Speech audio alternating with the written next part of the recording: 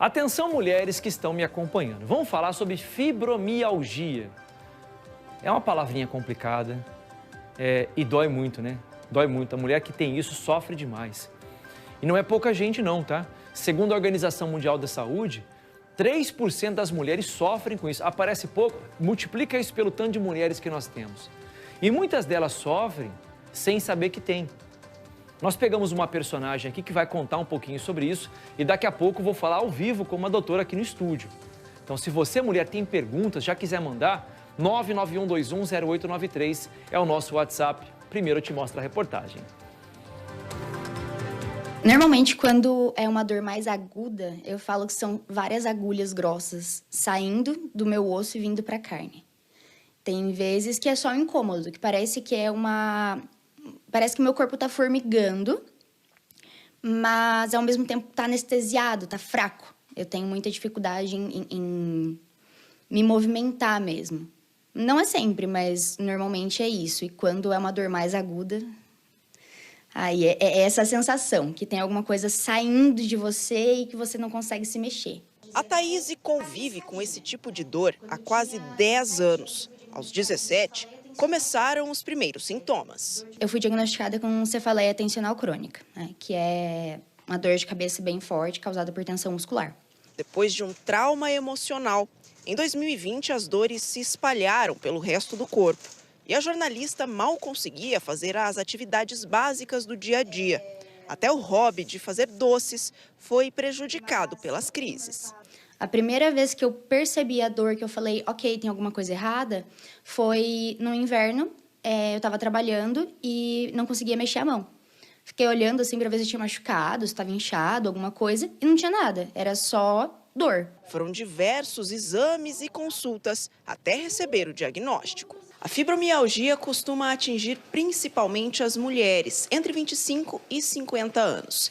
Estima-se que mais ou menos 3% da população brasileira sofra com os sintomas provocados pela doença, mas muitas pessoas não recebem o diagnóstico correto. O complicado da fibro é que ela não tem exatamente um exame que vá diagnosticar. Chegou o resultado, pá, você tem fibromialgia.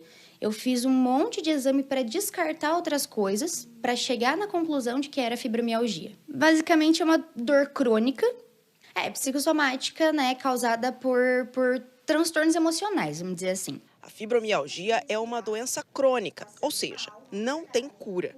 O tratamento é multidisciplinar, envolve psicoterapia para controle de ansiedade, prática de atividade física e analgésico para as crises de dor.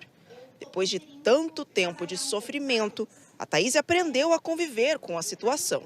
Mas hoje, com acompanhamento médico, ela sabe que dormir e acordar com desconforto é sinal de alerta. Tem muita coisa que é acarretada pela fibromialgia que a gente nem desconfia, nem imagina.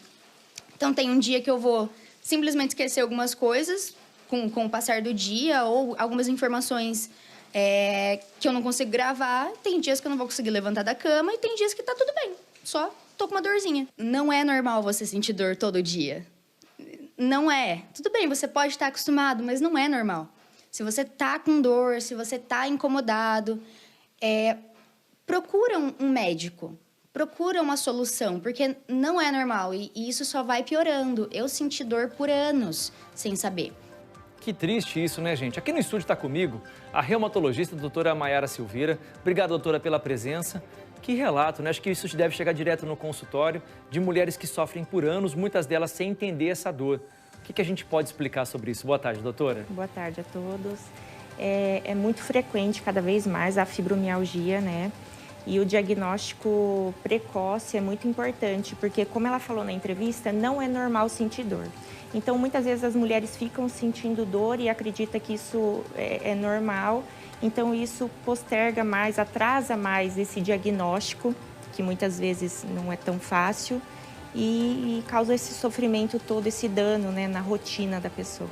A Rosenilda mandou mensagem aqui para mim e falou o seguinte: o meu esposo tem fibromialgia do nervo do trigêmeo. Depois você me explica o que é isso, tá, doutora? Ele começou a sentir dores, arrancou dentes achando que era isso.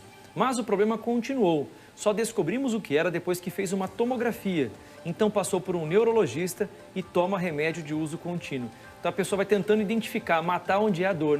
Não é isso, não é aquilo, até chegar ao diagnóstico. Então os homens também sofrem com isso, doutora?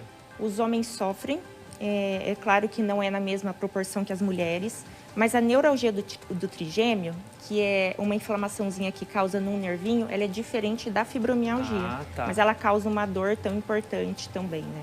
E o que a gente tem que fazer? Vai tentando eliminar? Qual que é o tipo de médico que eu procuro? É um reumatologista? É um neuro? O que eu tenho que fazer, doutora? O reumatologista é um médico habilitado para cuidar da fibromialgia, né? Então, para os pacientes que sentem aquela dor no corpo inteiro, eu costumo falar que aquela dor é como se a gente tivesse resfriado com febre, que dói o corpo todo. Não existe um local exato da dor. A pessoa não consegue identificar... De onde ela está vindo. Então é o corpo inteiro que dói. Então, se isso persistir, precisa procurar um médico reumatologista para tratar isso o quanto antes. Pode ser esse caso aqui, ó. Boa tarde, doutora. Tenho 41 anos, tem dias que eu tenho muita dor dos dois lados. Vem do pé até a barriga, uma dor bem forte. Só de pisar no chão já começa a doer. Então pode ser, né, doutora? Pode ser. E a gente também vê a idade, né, mais frequente em mulheres jovens, então precisa ser investigado, precisa ser atendido por um médico reumatologista. Esses medicamentos que as pessoas falam que tem que tomar, isso tem que ser para o resto da vida, doutora?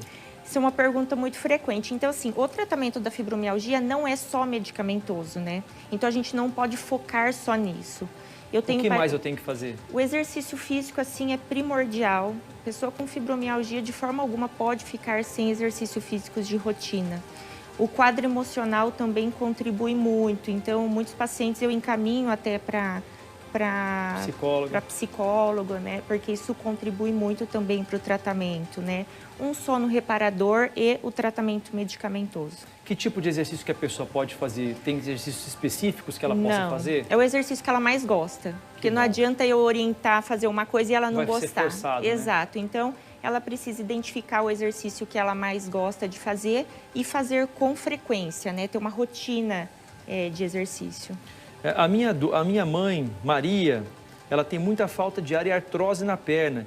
Isso pode resultar em fibromialgia ou não tem nada a ver uma coisa com a outra, doutora? Não, não tem relação. A artrose também é o médico reumatologista que trata, mas ela é outra doença. Eu sinto dor nas juntas, nos dedos, na coluna. Há 20 anos eu travo. Eu uso Tramal. Me falaram em nervo ciático e lombar.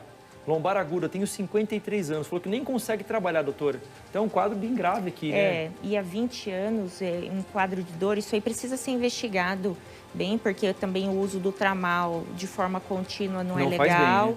Então precisa identificar mesmo o que é isso para poder fazer o tratamento correto. O Tramal, para quem não sabe, é um medicamento bem forte, né, doutora? Isso, é uma medicação, é um analgésico muito forte, que não é para ser usado assim de forma contínua. Uhum. Então, você, mulher que está me acompanhando agora, especialmente você, mulher, né, que se você tem dores, tente investigar o que é isso, né? Não fique tentando fazer achismo. Muita gente vai no Dr. Google, né, doutora? Muita. E vai tentando achar na internet depoimentos de outras pacientes. Vá num profissional sério, um profissional competente, para que as pessoas possam ter acesso ao diagnóstico correto e não fiquem sofrendo por muito tempo, né, doutora? Com certeza, é o mais importante. Tá certo. Doutora, obrigado pela Eu participação, que agradeço. satisfação, viu? Tchau, tchau. Sempre importante Obrigada. conversar com alguém que entende do assunto. 1h54. Obrigado, doutora.